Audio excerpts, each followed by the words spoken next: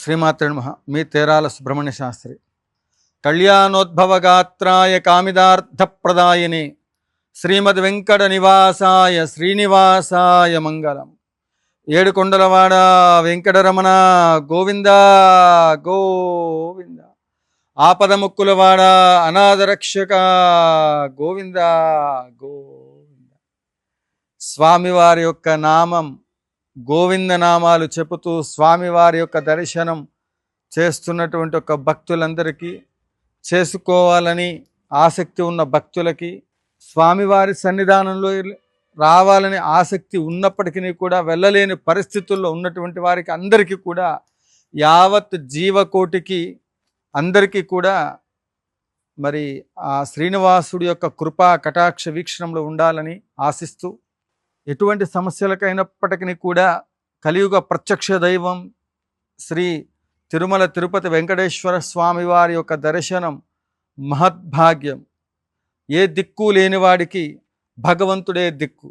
ఆ దిక్కులలోకెల్లా అన్ని దిక్కుల్లో నుండి రక్షించి కాపాడేటువంటి వాడు శ్రీనివాసుడు. ఆ శ్రీనివాసుడు దర్శనం పూర్వజన్మ సుకృత ఫలితం.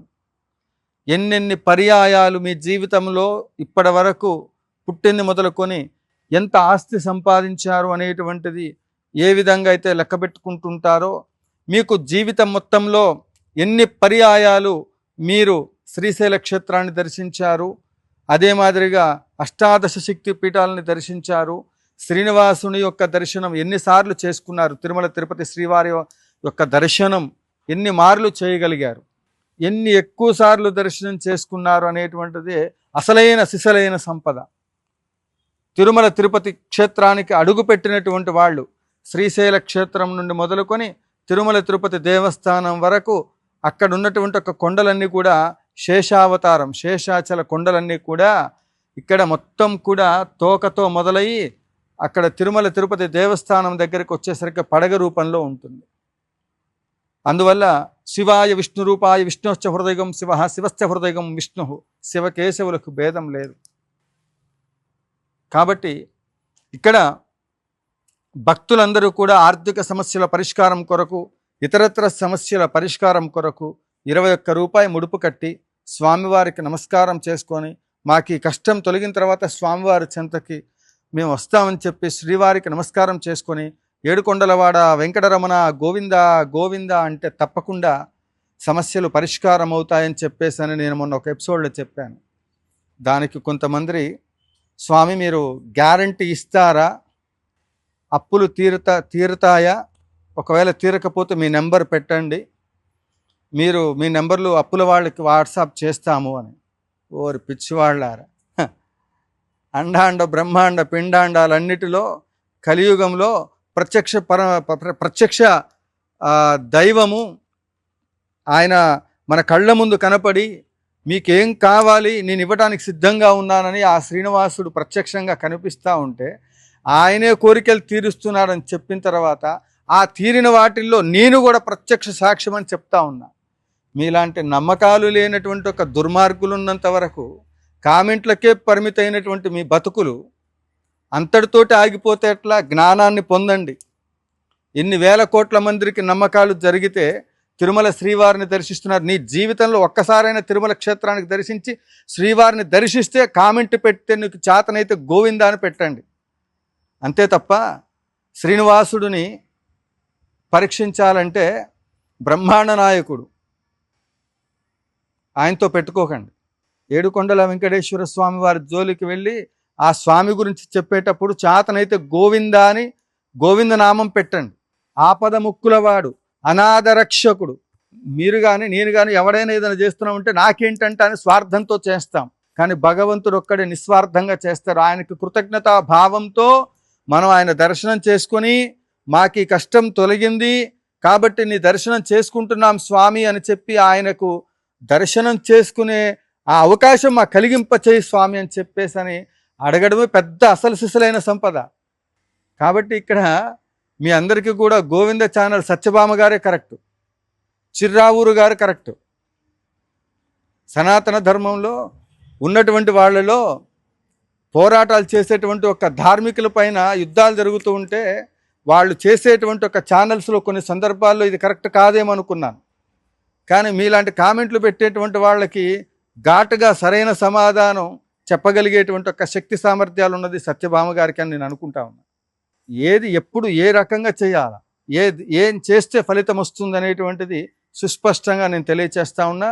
శ్రీనివాసుడు యొక్క దర్శనం చేసుకున్న తర్వాత సమస్య తీరలేదు నాకు అని ఎవరైనా కామెంట్ చేయండి కింద. మీ దీక్షలో ఏమైనా లోపం ఉండొచ్చు, మనలో లోపం ఉండొచ్చు. భగవంతుడిని శ్రీనివాసుడిని పరీక్షించడానికి భృగు మహర్షి అంతటి వాళ్ళే, మహర్షులంతటి వాళ్ళే ఆయన దగ్గరికి వెళ్ళి భగవంతుడిని పరీక్షించడానికి నువ్వెవడు నేనెవడండి? ఆయన యొక్క శరణాగతి. ఒకటి దగ్గర పని చేస్తున్నావు, పనిలో నీ పర్ఫార్మెన్స్ను బట్టి నీ జీతం అక్కడ కేటాయించబడుతుంది. నువ్వు చదువుకున్న చదువును బట్టి నీకు విద్య వస్తుంది, నీకున్న అర్హతలను బట్టి బ్యాంక్ లోన్ వస్తుంది, నీకున్న భక్తి ప్రపత్తులను దృష్టిలో పెట్టుకుని భగవంతు అనుగ్రహం లభిస్తుంది. అయితే ఆ భక్తిలో కూడా ఇక్కడ స్వార్థపూరితమైనటువంటి ఒక భక్తులకు కూడా వరాలు ఇచ్చిన దేవుళ్ళు ఉన్నారు. ఇక్కడ రాక్షసులకు కూడా వరాలు ఇచ్చారు, మీలాంటి దుర్మార్గులకు కూడా వరాలు ఇచ్చారు. నువ్వు పీల్చుకునేటువంటి ఒక గాలి, పంచభూతములు ఇవన్నీ అరే భగవంతుడు ఉన్నాడని అడుగుతారు ఏంట్రా యూజ్లెస్ ఫెలోస్ ఎక్కడని.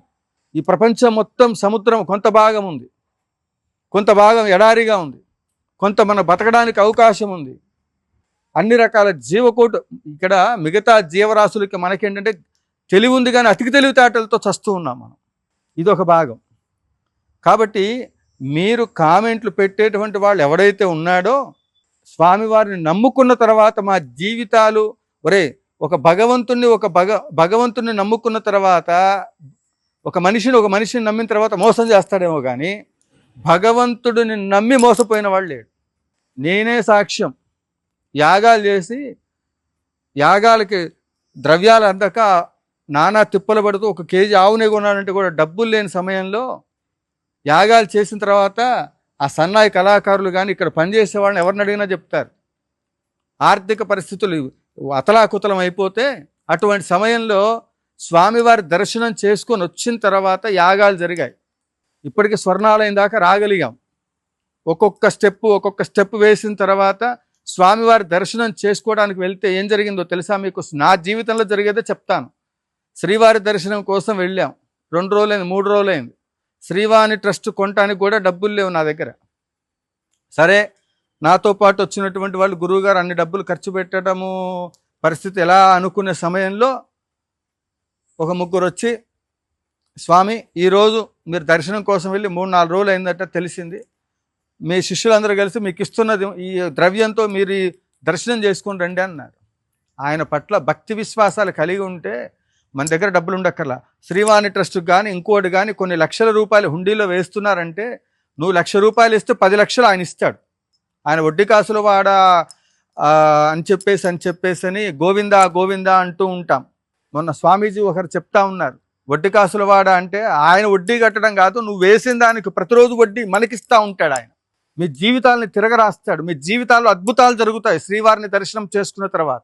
కాబట్టి కామెంట్లు పెట్టే ముందు ఏడుకొండలవాడ వెంకటరమణ గోవిందా గోవిందా అని స్వామివారి నామస్మరణ చేయండి. స్వామి సేవకులుగా మారండి. పిచ్చివాళ్లే కాదు, ఎంప్లాయీస్ అందరూ పోతారు అనేక రకాల సేవలకి. తెలుగు రాష్ట్రాలను కాదు, యావత్ ప్రపంచం నుంచి వచ్చి అక్కడ చీపురు పెట్టి కోటీశ్వరులు కూడా వాళ్ళకున్న ఆస్తులు మొత్తాన్ని కూడా శ్రీవారికి రాసిచ్చారు. పిచ్చివాళ్ళ ఉన్నా మూఢనమ్మకాల. సనాతన ధర్మంలో ఏ దేవి దేవతల గురించి మాట్లాడినా దానికి వడ్డీ కాసుల వాడ అని ఏ విధంగా అయితే అంటున్నారో అన్నిటిని చూసి నవ్వుకుంటూ ఉంటాడు ఆ గోవిందుడు. మనలాంటి వాళ్ళని ఎంతోమందిని ఆయన చూసి ఉంటాడు. కాలగర్భంలో అందరూ పోయారు. ఆ పోయే వాళ్ళలో కామెంట్ పెట్టేవాళ్ళు కూడా ఒకళ్ళు ఉంటారు.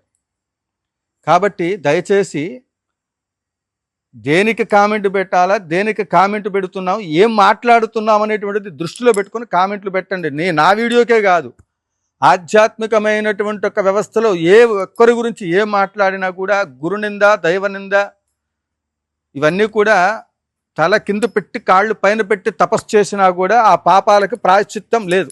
అందువల్ల శ్రీనివాసుడి యొక్క అనుగ్రహం అందరికీ రావాలా. ముఖ్యంగా శ్రీవారి భక్తులందరూ కూడా ఆయన స్వామివారి పట్ల 3 మంది దేవతలను ఎన్ని యాగాలు చేసినప్పటికీ కూడా శ్రీనివాసుడి యొక్క శ్రీవారి దర్శనాన్ని సంవత్సరంలో 1 మారైన నెలకు 1 మారైన దర్శనం చేసుకునే ప్రయత్నం చేయండి. దీంతో పాటు ప్రభుత్వాలకు నేను ఇచ్చేటువంటి ఒక భక్తుల నుండి వచ్చినటువంటి ఒక సమాచారాన్ని ధైర్యం చేసి చెప్తా ఉన్నా. దయచేసి వసతి గృహాలు ఎప్పుడో మా చిన్నప్పటి నుంచి ఇప్పటికి అలానే ఉన్నాయి. వసతి సముదాయ గృహాల్లో ఇప్పుడు అందరికీ కొద్దో గొప్ప భగవత్ అనుగ్రహం వల్ల ఎంత తక్కువగా ఉన్నటువంటి పరిస్థితుల్లో ఉన్నా, ఎంత ఎక్కువ స్థాయిలో ఉన్నటువంటి వాళ్ళు ఉన్నా ప్రతి వాళ్ళు ఏసీకి అలవాటు పడ్డారు. వచ్చేటప్పుడు కారులో ఏసీ, ట్రైన్లో ఏసీ, బస్సుల్లో ఏసీ, వసతి గృహాల్లో ఏసీ. అంత సుఖంగా వచ్చిన తర్వాత శ్రీవారి దర్శనానికి క్యూ లైన్లో నిలబడ్డప్పుడు ఆక్సిజన్ అందక చంటి పిల్లలు నాకు మొన్న ఉక్కిరి బిక్కిరి అయిపోయింది. ఆ క్యూ లైన్లో ఒత్తిడిగా తోసేస్తూ ఉన్నారు. ఇక్కడ ఆ రకమైనటువంటి ఒక పరిస్థితుల్లో నుండి స్వామివారికి కొన్ని వేల కోట్ల రూపాయలు వచ్చే ఆదాయంలో నుండి క్యూ లైన్లు ఎంతవరకు ఉంటే అంతవరకు పూర్తిగా క్యూ లైన్లు మొత్తం కూడా ఏసీ చేయవలసిందిగా ఆ వసతి గృహాల్లో అన్ని చోట్ల కూడా ఏసీ లైన్ మొత్తం క్యూ లైన్ మొత్తం కూడా సెంట్రల్ ఏసీ ఉండాలనేటువంటిది మరి నా యొక్క అభిప్రాయం. ఇది మీకు నచ్చినట్లయితే ఆ గదుల్లో క్యూ లైన్లో మంచిగా మొత్తం గ్లాసులు పెట్టించి ఏసీ ఏర్పాటు చేసి కూలింగ్ వాటర్ సప్లై చేసి వీటికి సంబంధించింది ఒకటి చేయాలనేటువంటిది ఒక మనవి. తర్వాత ప్లాస్టిక్ నిషేధం పేరుతో వాటర్ బాటిల్ దందా అనేటువంటిది జరుగుతుంది ప్రతి క్షేత్రంలో కూడా.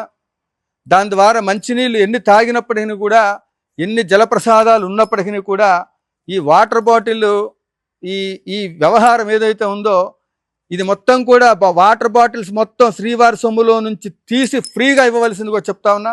ఎక్కడ మంచినీళ్ళు అయితే అక్కడ ఇవి ఎట్లయితే పెట్టారో అక్కడికి వెళ్ళి తాగాలంటే అక్కడే చేతులు కడుగుతున్నారు జలప్రసాదమని, అక్కడే నీళ్లు తాగుతున్నారు, పుక్కిలి చుమ్మేస్తూ ఉన్నారు. నాలాంటి వాడు ఎవరైనప్పటికీ కూడా ఇది తప్పు అని చెప్పినప్పుడు ఉన్న వసతి ఇది అని చెప్పే పరిస్థితి, మరి వేరే దారి లేదు.